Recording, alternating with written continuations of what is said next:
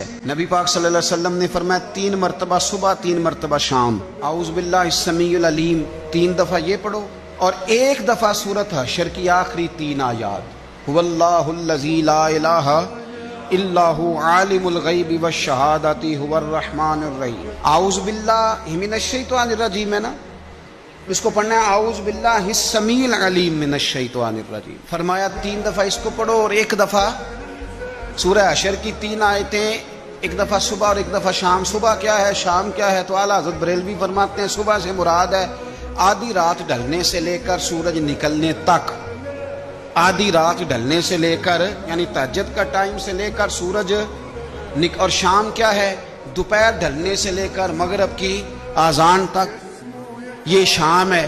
اب سن لیں، یہ ترمذی کی حدیث ہے سیاستہ کی۔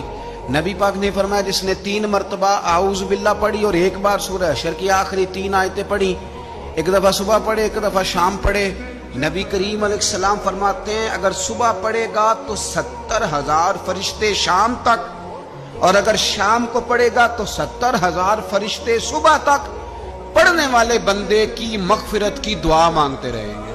چلے، میں تو اس بات پہ بھی بڑا راضی ہوں کہ پہلی دفعہ اہل سنت میں ایسا ہو رہا ہے کہ وظیفہ ملنے پر لوگ نعرے لگا رہے ہیں۔